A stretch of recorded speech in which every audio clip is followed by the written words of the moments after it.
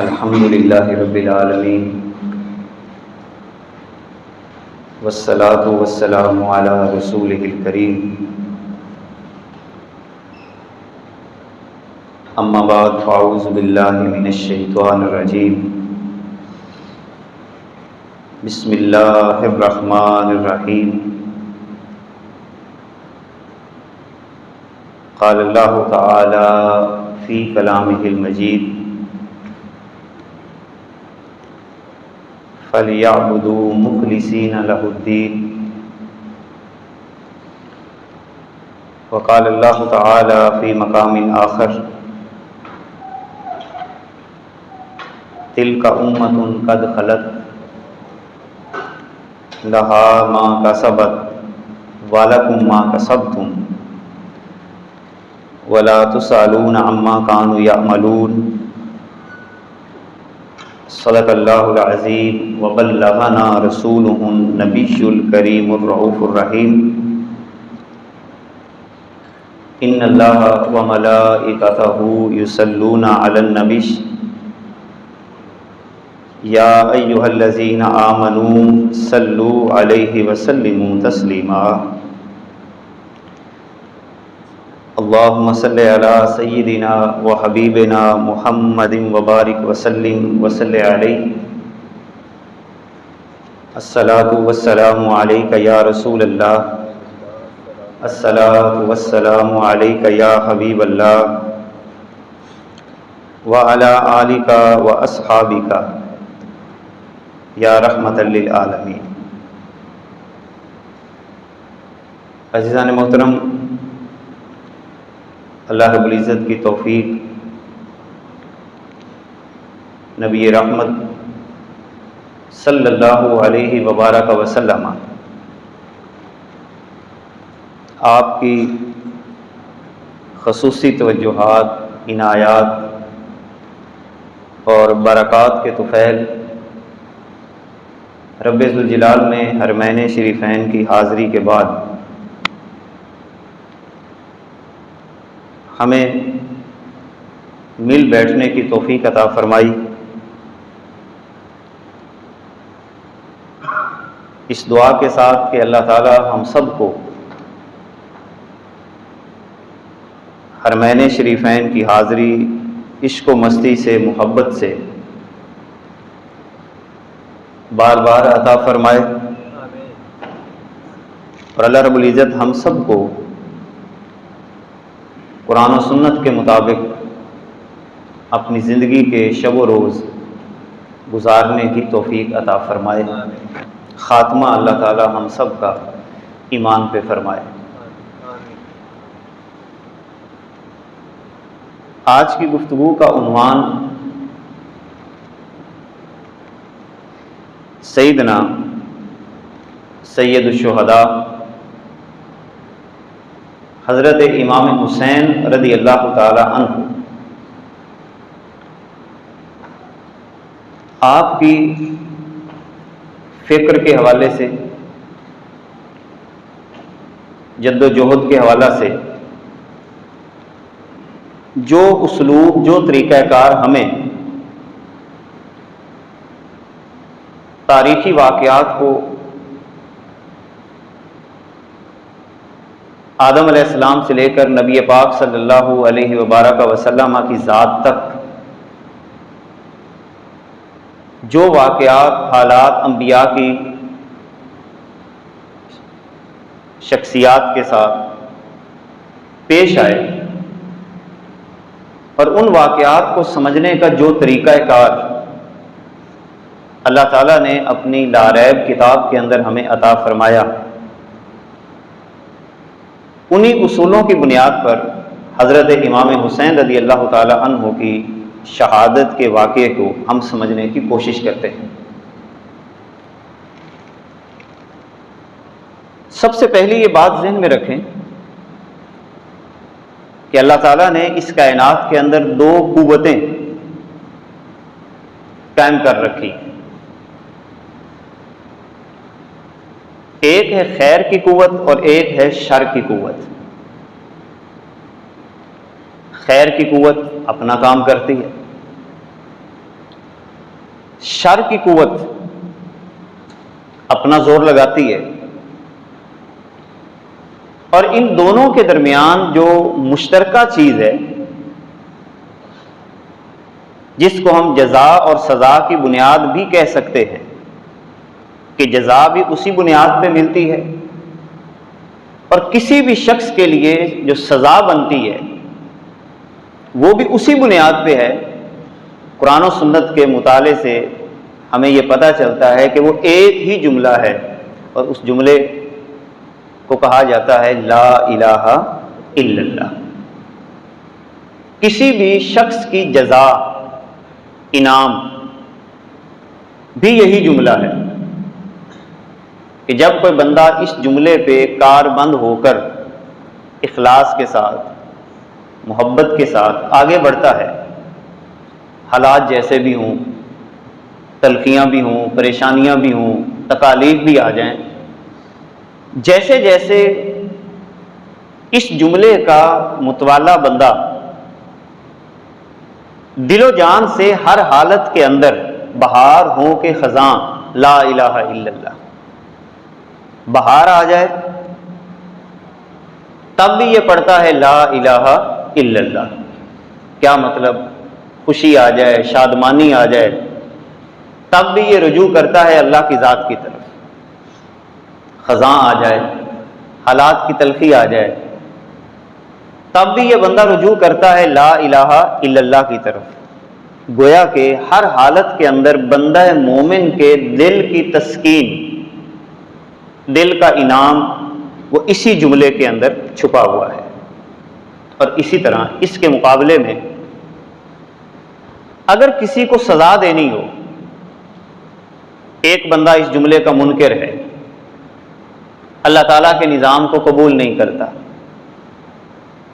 روگردانی کرتا ہے، اپنے اصول و ضوابط کو دوسرے پہ نافذ کرنے کی کوشش میں لگا ہوا ہے، جو شیطانی ہیں، شر کے ہیں، تو جب کوئی بندہ اپنی سوچ، اپنی فکر، اپنا نظام دوسرے پہ نافذ کرنے کی کوشش کرے اور دوسرا بندہ آگے سے یہ کہے لا الہ الا اللہ، تو یہی جملہ اس بندے کے لیے سزا بن جاتا ہے۔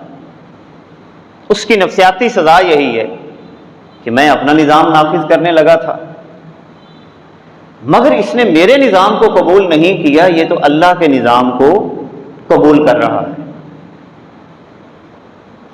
تو گویا کہ قرآن و سنت کے اندر ایک تاریخی اصول جو ہمیں اللہ تعالیٰ نے عطا کیا کہ خیر اور شر کی بنیاد پر جو یہ آگے نظام چل رہا ہے، اس نظام کے اندر جو سب سے بنیادی نقطہ یہ ہے جو انبیاء علیہ السلام نے ہمیں عطا کیا، وہ ہے لا الہ الا اللہ۔ دوسرا اصول، جب کوئی بندہ لا الہ الا اللہ کے لیے آگے بڑھتا ہے، اللہ تعالیٰ کے نظام کی بات کرتا ہے، اس فکر کی بات کرتا ہے، اس کا مقصد کیا ہوتا ہے؟ اس مقصد کے لیے وہ قربانی بھی دیتا ہے، اپنی جان کی قربانی، مال کی قربانی، وقت کی قربانی، اولاد کی قربانی، اپنی خواہشات کو چھوڑ کر اللہ تعالیٰ کے نظام کے لیے وہ آگے بڑھ رہا ہے۔ اس کا مقصد کیا ہوتا ہے؟ تو لا الہ الا اللہ کے نظام کو آگے بڑھانے کے لیے جو بندہ قربانی پیش کرتا ہے، اس کا سب سے پہلا مقصد یہ ہوتا ہے کہ اس کائنات کے اندر انسانوں کا احترام باقی رہے، بندے کا احترام کیا جائے۔ کیوں؟ اصل میں انسان نے اپنا احترام خود ختم کیا ہے، اب اسی احترام کو دوبارہ سے زندہ کرنے کے لیے اللہ والے کے اندر ایک تڑپ پیدا ہوتی ہے کہ یار یہ بندہ، اس کا احترام تو اتنا زیادہ ہے، یہ گناہوں کی دلدل میں جا رہا ہے، اپنے آپ کے لیے ہلاکت کا سامان تیار کر رہا ہے۔ جیسے آپ کو پتہ چلے کہ فلاں بندہ آگ میں چھلانگ لگانے والا ہے، فلاں بندہ اپنے آپ پہ ظلم کر رہا ہے، زیادتی کر رہا ہے، آپ آگے بڑھتے ہیں اور اس کو بچانے کی کوشش کرتے ہیں، تو اصل میں آپ نے نظریہ لا الہ الا اللہ کے اوپر اپنی خدمات کو پیش کیا۔ انسانیت کی بقا کے لیے اس قربانی کو پیش کیا جاتا ہے۔ اسی طرح اسلام کے اندر قربانیوں کا مقصد کیا ہوتا ہے کہ اللہ تعالیٰ نے جو اس کائنات کے نظام کو چلانے کے لیے مشاورت کا نظام ہمیں عطا فرمایا کہ گھر کا نظام ہو تو مشاورت سے چلو، گلی اور محلے کا نظام ہو تو مشاورت سے چلو، جو تمہارے ذہن میں آیا کسی سے مشورہ کرو تاکہ آپ درست فیصلہ کر سکیں۔ آمرانہ رائے، جابرانہ رائے کے خاتمے کے لیے جو اللہ تعالیٰ نے نظام مشاورت عطا فرمایا، اس نظام کے فروغ کے لیے بندہ مومن قربانی پیش کرتا ہے۔ اسی طرح لا الہ الا اللہ کی جو تاریخ ہے، آپ قرآن مقدس کے قصے پڑھیں، ابراہیم علیہ السلام کا قصہ، نوح علیہ السلام کا قصہ، حضرت سلیمان علیہ السلام کا قصہ، فرعون کے سامنے حضرت موسیٰ علیہ السلام کی داستان، اس کو پڑھا جائے تو ان تمام واقعات کے اندر جو ایک بات نمایاں نظر آتی ہے وہ یہ ہے کہ مظلوموں کو قوت فراہم کرنے کے لیے اور ظالموں کے خلاف حق بات واضح کرنے کے لیے لا الہ الا اللہ کی بنیاد پر آگے بڑھا جاتا ہے۔ یہ اصل بنیاد ہے۔ اس کائنات کے اندر ظلم کے نظام کو ختم کیا جائے، آمرانہ نظام کے خاتمے کے لیے اپنی رائے جو قرآن و سنت کے خلاف ہے، اس رائے کو لوگوں کے ذہنوں پہ جو لوگ راسخ کرنے کی کوشش کرتے ہیں، اس کے آگے پل باندھنے کے لیے ایسا فریضہ سر انجام دیا جاتا ہے۔ مزید آگے بڑھیں تو یہ تاریخ ہمیں بتاتی ہے کہ اس کائنات کے اندر حق کی نمائندگی ہمیشہ قائم رہتی ہے۔ ایسا نہیں ہو سکتا کہ حق ختم ہو جائے۔ نبی پاک صلی اللہ علیہ وبارک وسلم نے یہاں تک اشارہ اس کا دے دیا کہ حق کبھی ختم نہیں ہوتا اگرچہ ایک فرد ہی حق پر قائم رہے۔ اور ایک روایت کا مفہوم یہ ہے کہ نبی پاک صلی اللہ علیہ وبارک وسلم نے کثرت کو نہیں دیکھا کہ ایک طرف 100 بندے ہیں، 200 بندے ہیں، 400 ہیں، 1000 ہیں، 2000 ہیں۔ حضور علیہ الصلوۃ والسلام نے اشارہ دیا کہ اگر ایک بندہ بھی حق پر ہے تو اللہ کی نگاہ میں وہ جماعت کے قائم مقام ہوتا ہے، ہوتا اکیلا ہے مگر وہ پوری جماعت کے قائم مقام ہوتا ہے، جس کی طرف اس شعر کے اندر بھی اشارہ ملتا ہے، اگرچہ بت ہیں جماعت کی آستینوں میں، مجھے ہے حکم اذاں لا الہ الا اللہ۔ حق کی آواز کو بلند کرنا۔ اسی طرح اگر ہم اس کائنات کے نظام کو دیکھیں، ہمارا عمومی مزاج 2 طرح کی امامتیں ہیں، ایک ہے امامت صغریٰ اور ایک ہے امامت کبریٰ، چھوٹی امامت اور بڑی امامت۔ آپ نے غور کیا ہوگا مسجد کے اندر جو ہم امام رکھتے ہیں اس کو امامت صغریٰ کہا جاتا ہے۔ مسجد کا امام شراب پیے، سارے لوگ اس کے خلاف ہو جائیں گے، کہ بھی ہم اس کے پیچھے نماز نہیں پڑھتے، یہ تو شراب پیتا ہے۔ مسجد کا امام کوئی گناہ کبیرہ کر لے، آپ کو پتہ چلے کہ مسجد کے امام نے کسی کی زمین پہ قبضہ کر رکھا ہے، سارے کہیں گے ہم اس کے پیچھے نماز نہیں پڑھتے، اس کو امامت سے ہٹاؤ۔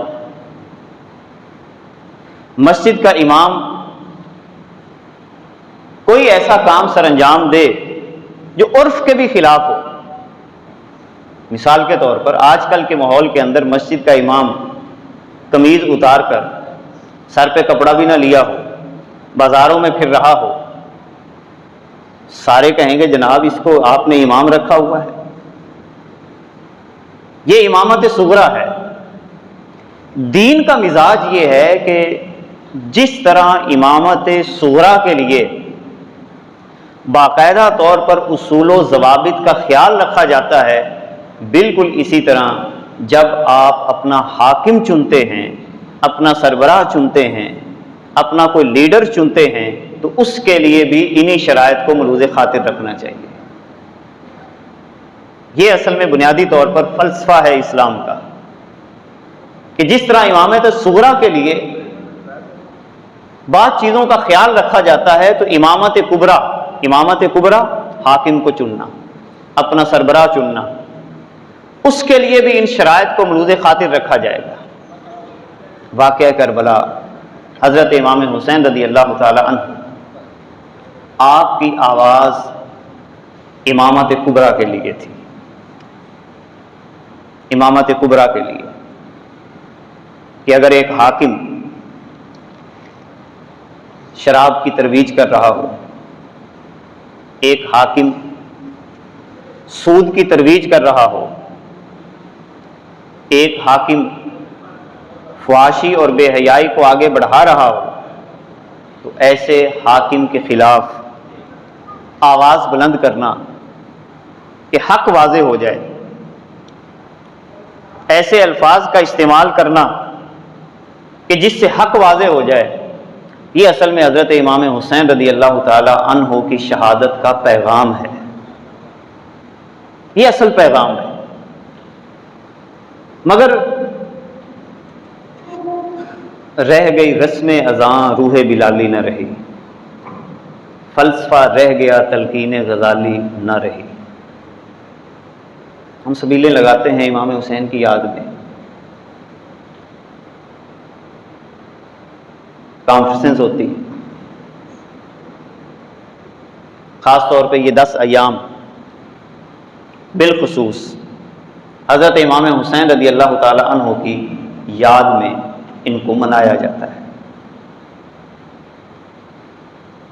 مگر اس کی ایک خاص ترتیب ہے، جس ترتیب کو ہم بول چکے ہیں۔ امام حسین رضی اللہ تعالی عنہ کا جو پیغام اور اس سے پیچھے تمام انبیاء کا جو پیغام تھا، وہ تھا نظریہ لا الہ الا اللہ۔ مکی صورتوں کا مطالعہ کریں، پوری تاریخ آپ کو ملے گی۔ تمام کی ذمہ داری یہ تھی کہ لا الہ الا اللہ کے نظریے کی حفاظت کی جائے۔ اسی لیے ہر نبی نے، آپ تمام تقاریر اٹھا کے دیکھیں انبیاء کی، ہر نبی نے جو سب سے پہلے جملہ اپنی قوم کے سامنے استعمال کیا ہے وہ کیا تھا؟ لا الہ الا اللہ۔ اب اس کا مطلب کیا تھا؟ لا الہ الا اللہ کا مطلب کیا تھا؟ کس آواز کو بلند کیا جا رہا ہے؟ یہ آواز بنیادی طور پر اس بات کا اعلان کرتی ہے کہ میں اس جملے کے اندر ایک شے کی نفی کر رہا ہوں اور ایک شے کو تسلیم کر رہا ہوں۔ اور سب سے پہلے نفی کس چیز کی کر رہا ہے؟ لا الہ، کہ کوئی الہ نہیں ہے، کوئی الہ نہیں ہے۔ اب الہ کسے کہتے ہیں؟ کہ انسان اس بات کا اعلان کرتا ہے لا الہ کہہ کر، کیونکہ الہ کہتے ہیں جس کی پوجا کی جائے اسے الہ کہتے ہیں، جسے سجدہ کیا جائے اسے الہ کہتے ہیں۔ جس کے سامنے اپنا ماتھا ٹیکا جائے اسے الہ کہتے ہیں۔ جس کے در کا طواف کیا جائے اسے الہ کہا جاتا ہے۔ جس کے نام کی منت مانی جائے اسے الہ کہا جاتا ہے۔ جس سے دعا کی جائے اسے الہ کہا جاتا ہے۔ جس کے لیے تمام بندگی اختیار کی جائے اسے الہ کہا جاتا ہے۔ جس کا خوف دل میں پیدا ہو جائے، جس کا خوف دل میں پیدا ہو جائے اسے الہ کہا جاتا ہے۔ جس کی خشیت دل میں آ جائے اسے الہ کہا جاتا ہے۔ جس سے امیدیں وابستہ کی جائیں، تمام امیدوں کا مرکز کسی بھی شے کو بنا لیا جائے اسے الہ کہا جاتا ہے۔ جس پر توکل کیا جائے، جس پر بھروسہ کیا جائے اسے الہ کہا جاتا ہے۔ یہ ذرا سنتے چلے جائیں، الہ کسے کہا جاتا ہے؟ جس پر بھروسہ کیا جائے، جس پر توکل کیا جائے، جسے ٹوٹ کے چاہا جائے، ٹوٹ کے چاہنا، اسے الہ کہا جاتا ہے۔ جس سے امید رکھے اس انداز کے ساتھ کہ جب ہر کسی سے نا امید ہو جائے تو امید کا مرکز کسی کو بنایا جائے اسے الہ کہا جاتا ہے۔ جس پر آدمی سہارا کرے اور اسی سہارے کی بنیاد پر اپنی زندگی کے شب و روز گزارے اسے الہ کہا جاتا ہے۔ جس سے مانگ کر کھائے اور پیے اسے الہ کہا جاتا ہے۔ ہر مصیبت اور آفت میں جس کی پناہ مانگے اسے الہ کہا جاتا ہے۔ جس کا کہنا نہ ٹالے اسے الہ کہا جاتا ہے۔ جس کی بات حرف آخر مانے اور اس کی بات کو اٹل قانون مان لے اسے الہ کہا جاتا ہے۔ جس کے آگے انسان اپنے گھٹنے ٹیک دے اسے الہ کہا جاتا ہے۔ اب ذرا سنیے، لا الہ بندہ کیا کہتا ہے؟ بندہ یہ کہتا ہے، لوگوں کے سامنے اعلان کرتا ہے، سن لو، یہ ہے نظریہ لا الہ الا اللہ، سن لو، میں وہ بندہ ہوں کہ کسی کے سامنے اپنے گھٹنے نہیں ٹیکوں گا، میں کسی کی بات کو حرف آخر نہیں مانوں گا، کسی کی بات کو اٹل قانون نہیں مانوں گا، میں کسی سے مانگ کر نہیں کھاؤں گا، میں کسی سے امید نہیں رکھوں گا، میرے دل کے اندر کسی کا ڈر اور خوف نہیں ہوگا، میں کسی کو ٹوٹ کر نہیں چاہوں گا، میں کسی کے سامنے اپنا سر نہیں جھکاؤں گا، کسی کو سجدہ نہیں کروں گا، کسی کے سامنے اپنا ماتھا نہیں ٹیکوں گا، میں کسی کے در کا طواف نہیں کروں گا، میں کسی کی منت نہیں مانوں گا، میں کسی سے دعا نہیں کروں گا، کسی پہ بھروسہ نہیں کروں گا الا اللہ، سوائے اللہ کی ذات ہے۔ یہ ہے نظریہ لا الہ الا اللہ، کہ انسان سب سے کٹ کر ایک اللہ کا ہو جائے۔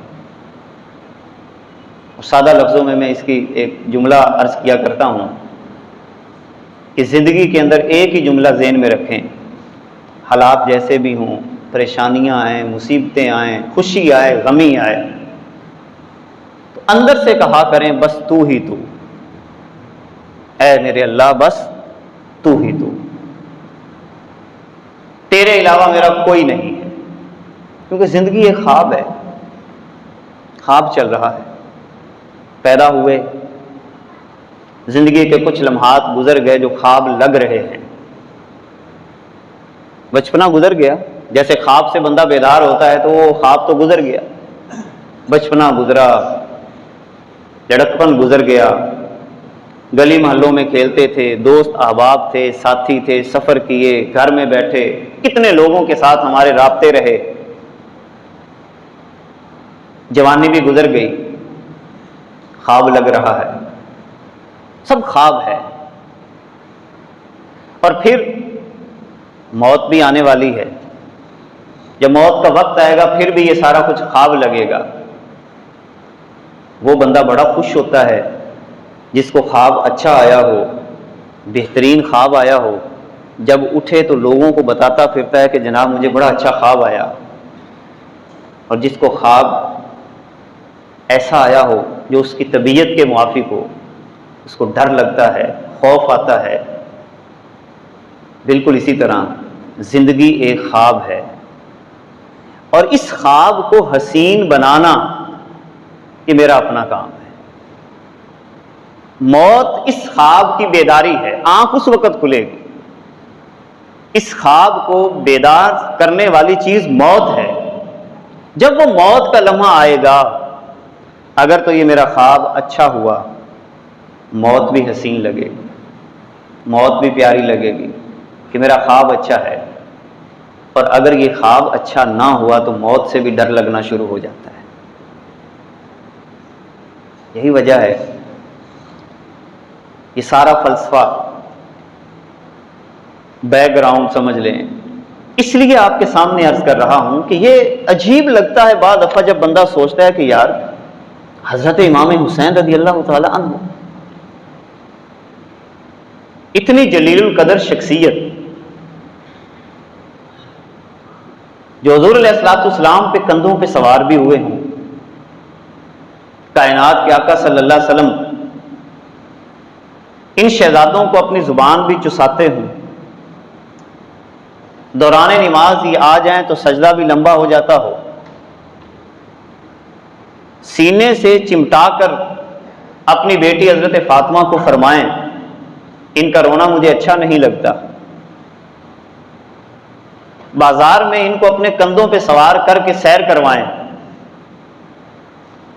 محبت سے کشتیاں کروائیں، جنتی جوانوں کے سردار، جنت پہلے مل چکی ہے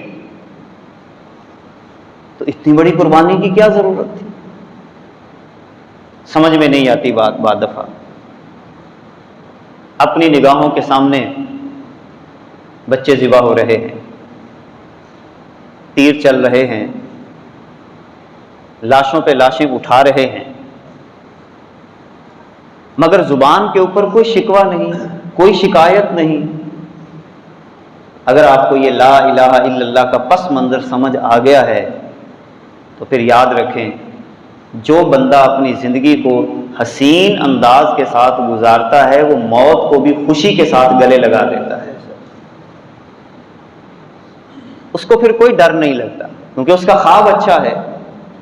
وہ اپنے محبوب سے ملاقات کرنے کے لیے آگے بڑھ جاتا ہے، اس کو کوئی پریشانی نہیں ہوتی. اب یہ جو لا الہ الا اللہ کی جو اصل چاشنی ہے، آپ نے دیکھا ہوگا کہ ہم حضرت امام حسین رضی اللہ تعالی عنہ کی سنت کو زندہ کرنے کے لیے صرف نام استعمال کرتے ہیں. ہم نے اگر اپنی ملکی سیاست کو دیکھیں، معاملات کو دیکھیں، تو ہر بندہ یہ نعرہ لگا رہا ہے کہ فلاں یزید ہے اور میں حسینی ہوں، فلاں یزید ہے اور میں حسینی ہوں، فلاں یزید ہے اور میں حسینی ہوں. ہر بندہ یہ نعرہ لگا رہا ہے،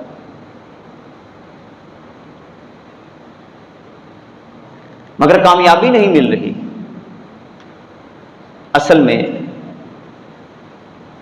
کامیابی کے لیے بھی فطرت کے اصولوں کو اپنانا ضروری ہوتا ہے. جو بندہ کامیابی بھی فطرت کے اصولوں کے خلاف چل کر حاصل کرنا چاہے گا اس کو کامیابی نہیں مل سکتی. اور جو بندہ اس کائنات کا فطری نظام سمجھ جاتا ہے اور اس کے مطابق آگے بڑھتا ہے، اللہ تعالیٰ اس کے لیے کامیابی کے دروازے کھول دیتا ہے. میں چند عام مثالیں آپ کے سامنے عرض کرتا ہوں. آپ میں سے کوئی بندہ یہ کہتا ہے کہ میں نے ایک روٹی کھائی، تو ذہنوں کے اندر کیا کبھی یہ گیا کہ اس نے پوری روٹی کھا لی ہوگی ایک ہی لقمے میں؟ نہیں، ایک ایک لقمہ کر کے کھایا ہوگا. یہ میں نے جگ پانی کا پی لیا، پورا جگ تو اندر نہیں انڈیلا ہوگا، ایک ایک گھونٹ اندر گیا ہوگا. بچہ جوان آہستہ آہستہ ہوتا ہے، سورج بھی طلوع آہستہ آہستہ ہوتا ہے، چاند کا بڑھنا اور گھٹنا بھی ایک خاص مقدار کے ساتھ ہے۔ آگ کے اوپر پکنے والی شے آہستہ آہستہ پکتی ہے، بالکل اسی طرح یہ جو کائنات کے نظام کے اندر کامیابیاں چاہتے ہیں وہ بھی اپنا سفر آہستہ آہستہ کرتے ہیں۔ نظام باطل کے خلاف باہر نکلنا یہ آخری مرحلہ ہے، آخری مرحلہ۔ جب پہلے والی بنیادیں مضبوط ہوں تو پھر آگے بڑھنا آسان ہو جاتا ہے۔ میں اس کی اب مثالیں آپ کے سامنے عرض کرتا ہوں۔ پہلی بنیادیں کیا ہیں؟ آغاز کہاں سے کریں امام حسین رضی اللہ تعالی عنہ کے پیغام پر عمل کرنے کے لیے؟ یعنی ہم فوراً دماغ اس طرف لے کے جاتے ہیں کہ امام حسین رضی اللہ تعالی عنہ ایک باطل حکمران کے سامنے میدان میں آ گئے، اور ہم بھی کیا کرتے ہیں؟ فوراً باہر نکلنا شروع ہو جاتے ہیں۔ مگر وہاں تک پہنچنے کے لیے کیا ہم نے اپنی ذاتی زندگی میں، انفرادی زندگی میں، خاندانی سطح پر، گلی اور محلے کی سطح پر کیا نظریہ لا الہ الا اللہ کے اوپر عمل کر لیا ہے؟ اگر تو کر لیا ہے تو یہ صدا لگانا بھی اچھا لگتا ہے، اگر نہیں کیا تو پھر اسے منافقت کہا جاتا ہے۔ قرآن مقدس کے اندر اللہ تعالیٰ نے بہت سارے معبودوں کی بات کی ہے، بہت سارے معبودوں کی بات کی ہے۔ معبود صرف بت نہیں ہوتے، انسان کی اپنی سوچ اور فکر بھی بعض دفعہ معبود کا درجہ اختیار کر لیتی ہے۔ جب بندہ یہ کہتا ہے مجھے اللہ کے حکم کی کوئی پرواہ نہیں، جو میں کہتا ہوں بس وہی کیا جائے، اس کے سامنے اللہ کا حکم سنایا جاتا ہے، بھی اللہ کا حکم یہ ہے، شریعت یہ کہتی ہے، وہ کہتا ہے مجھے شریعت کی کوئی پرواہ نہیں، جو میں کہتا ہوں بس وہی ہوگا۔ اس کا مطلب یہ ہے کہ اس بندے نے اپنے آپ کو ہی خدا بنا لیا۔ خدا اور کسے کہتے ہیں؟ جو ہم نے ابھی پڑھا، جو اپنی بات کو اٹل سمجھے اسے ہی تو خدا کہتے ہیں۔ ایک بزرگ نے اپنے مرید کو نصیحت کی، مرید نے کہا حضرت مجھے نصیحت کریں کہ میری زندگی آسان ہو جائے، تو بزرگوں نے فرمایا میں تمہیں ایک نصیحت کرتا ہوں کہ زندگی کے اندر کبھی خدا نہ بننا اور خدا کا رسول نہ بننا۔ مرید نے عرض کی حضرت یہ کیسے ہو سکتا ہے؟ توبہ توبہ توبہ، جیسے ہم بھی کہتے ہیں میں کوئی خدا تو بنتا ہے، تو ایک نہیں دن میں کئی دفعہ خدا بنتا ہے، کئی دفعہ خدا بنتا ہے یا کسی کو خدا تسلیم کرتا ہے۔ مرید نے کہا حضرت یہ کیسے ہو سکتا ہے؟ یہ کیسے ہو سکتا ہے کہ میں خدا بنوں یا خدا کا رسول بنوں؟ شیخ نے فرمایا بندہ خدا بھی بنتا ہے، خدا کا رسول بھی بننا چاہتا ہے۔ کیسے؟ جب بندے کے ذہن کے اندر یہ بات آ جائے کہ جو میں کہہ رہا ہوں بس یہی ٹھیک ہے، بس یہی ٹھیک ہے، یہ صفت صرف خدا کی ہے، صرف خدا کی صفت ہے۔ جب بندہ یہ کہے کہ جناب بس جو میں نے کہہ دیا اسی کو تسلیم کیا جائے، میرے منہ سے نکل گیا بس ٹھیک ہے اسی کو مانا جائے، آگے سے کہا جاتا ہے جناب یہ بات مناسب نہیں ہے، وہ کہتا ہے نہیں بس اسی کو مانا جائے، اس کا مطلب یہ ہوا کہ اس نے اپنے آپ کو خدا بنا لیا، اور اللہ تو شرک پسند نہیں کرتا، اللہ تو شرک پسند نہیں کرتا۔ رسول کب بنتا ہے؟ کہ جب بندہ اپنی بات پہ کوئی تسلیم نہ کرے تو اسے اتنا ناراض ہو جائے کہ اپنے دائرے سے باہر نکال دے۔ یہ صرف رسول کی صفت ہے کہ رسول کی بات نہ ماننے والا دائرہ اسلام سے خارج ہو جاتا ہے، میری اور آپ کی بات کی کیا اوقات ہے؟ اگر کوئی بات میری اپنی ایک فکر ہو، سوچ ہو، رائے ہو، اور آپ کہہ سکتے ہیں جناب آپ کو اچھی لگے تو قبول کر لیں، نہ اچھی لگے تو نہ قبول کریں. یہ اصل ہے اسلام کا مزاج. اب یہ ایک ترتیب جو آپ کے سامنے میں عرض کر رہا ہوں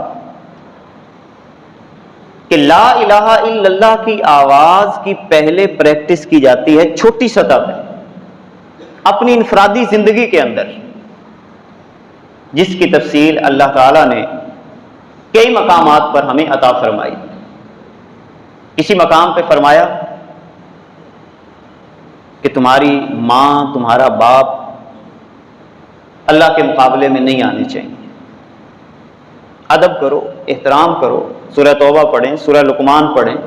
سورہ توبہ کے اندر تو 2 مقامات پہ اللہ تعالیٰ نے اس بات کی وضاحت کی کہ ماں کا احترام کرو، باپ کا احترام کرو، مگر جب وہ کوئی ایسی بات کریں جو اللہ کے نظام کے خلاف ہو تو بڑے پیار سے کہیں اے میری اماں، اے میرے ابا، میں تمہارا احترام بھی اسی لیے کر رہا ہوں کہ میرے رب کا حکم ہے. احترام بھی اسی لیے کر رہا ہوں کہ میرے رب کا حکم ہے، اور تمہارے حکم کی خلاف ورزی بھی اسی لیے کروں گا کہ میرے رب کا حکم ہے. تو بات کہاں پہ آ گئی؟ لا الہ الا اللہ. اللہ نے کہا ماں کا احترام کرو، کریں گے. اگر بالفرض آپ ذرا جائزہ لیں، کسی مقام پہ قرآن میں یہ آ جاتا کہ ماں کا احترام نہیں کرنا اور اللہ کا حکم ہوتا تو ہم اس کو بھی تسلیم کرتے. ماں کا احترام، باپ کا احترام، بڑوں کا احترام ہم اسی لیے کرتے ہیں کہ اللہ کا حکم ہے، اور اگر وہ قرآن و سنت کے خلاف بات کریں گے تو ان کی باتوں کا انکار بھی اسی بنیاد پر کریں گے کہ یہ میرے اللہ کا حکم ہے. یہی بات آگے بڑھی رشتہ داریوں میں. ہم نظریہ لا الہ الا اللہ کو بھول جاتے ہیں. میرے چچا نے یہ کہا، میرے بھائی نے یہ کہا، میرے دوست نے یہ کہا، میرے ساتھی نے یہ کہا کہ میں تو بڑا نیک آدمی ہوں، نمازیں پڑھتا ہوں، روزے بھی رکھتا ہوں، حج بھی کرتا ہوں، مگر کیا کروں، میرے دوست نے مجھے مجبور کر دیا کہ یہ کام تو نے کرنا ہے، میں نے اس کے کہنے پہ غلط کام کر لیا. اس کا مطلب یہ ہوا کہ میں نے اللہ کو اپنا معبود نہیں مانا. حضرت امام حسین رضی اللہ تعالی عنہ نے یہی بات تو ہمیں سکھائی. اور اگر اسلام کی پیچھے سے تربیت کی ترتیب دیکھیں، فتح مکہ ہے یا غزوات کی ترتیب ہے، اور اس سے پہلے جو تربیتی مراحل ہیں انفرادی سطح پہ، ان کا جائزہ لیجئے. حضرت بلال حبشی رضی اللہ تعالی عنہ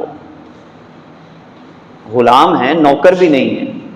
اجیر اور غلام میں فرق ہوتا ہے. ہمارے ہاں نوکری کا تصور ہے، میں کسی کے ہاں نوکری کرتا ہوں، میرا اس سے اختلاف ہو جائے تو میں نوکری چھوڑ سکتا ہوں، مگر غلام آزاد نہیں ہو سکتا.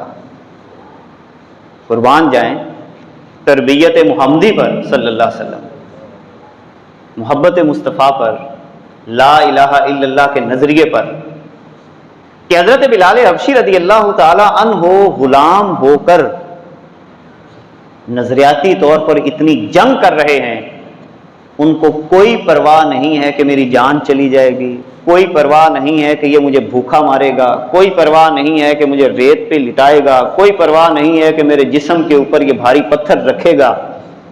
بس ایک ہی آواز بلند کی جا رہی ہے، لا الہ الا اللہ. اس کا مطلب کیا ہوا کہ اپنے باس،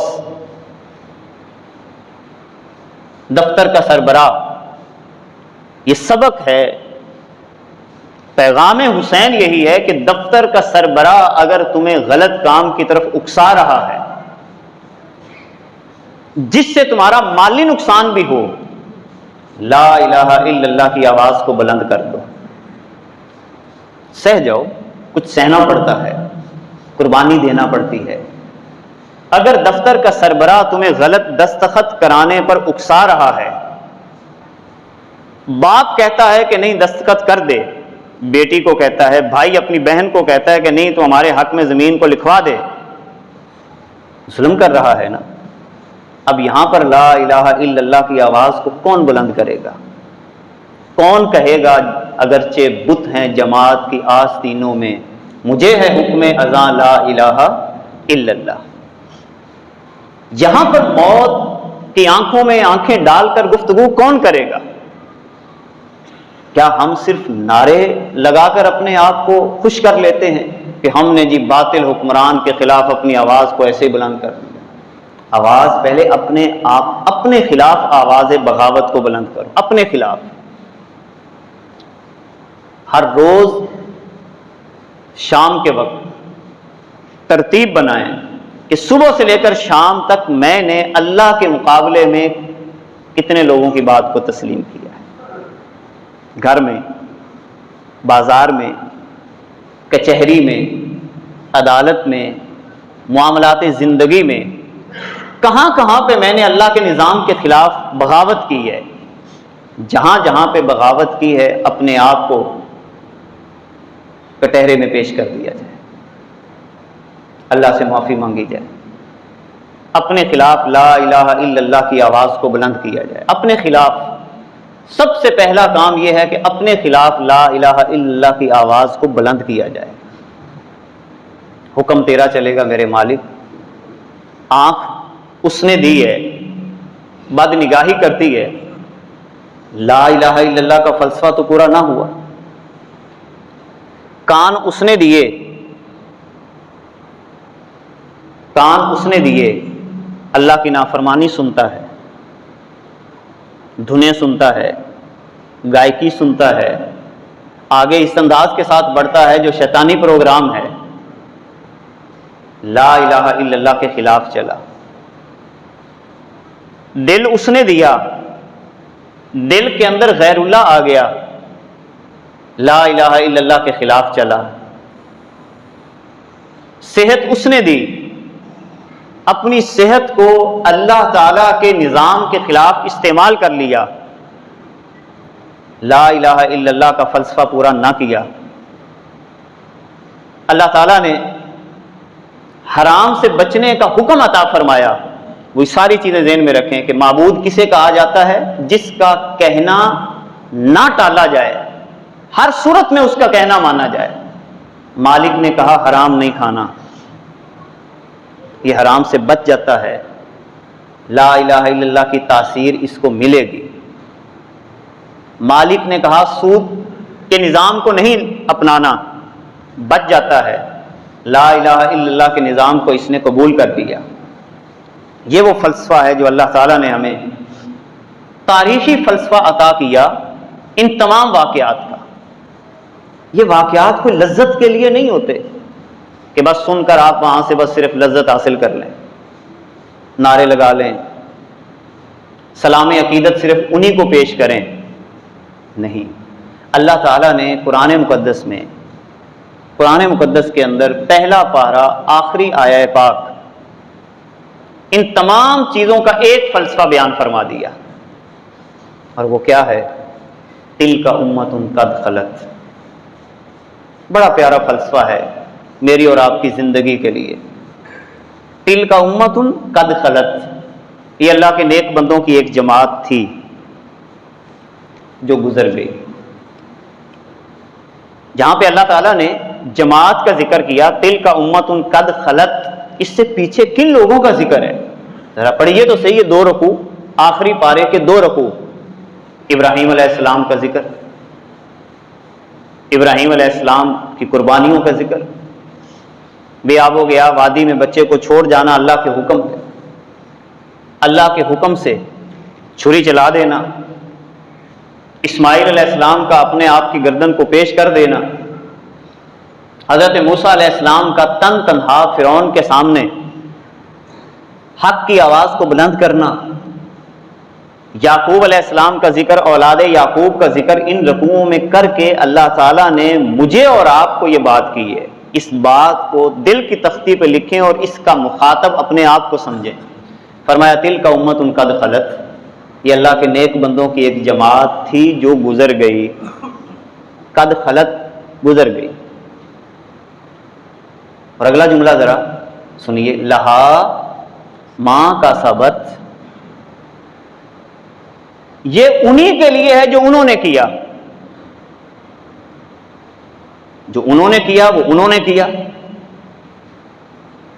ابراہیم علیہ السلام کی قربانی ان کے لیے، اسماعیل علیہ السلام کا پیش ہونا ان کے لیے، موسیٰ علیہ السلام کا فرعون کے سامنے آواز حق کو بلند کرنا ان کے لیے، حضرت امام حسین رضی اللہ تعالی عنہ کا یزید کے خلاف حق کی آواز کو بلند کرنا انہی کے لیے۔ اللہ کیا فرما رہا ہے؟ وَلَكُمْ مَا كَسَبْتُمْ، تمہارے لیے تو وہ ہوگا جو تم کرو گے۔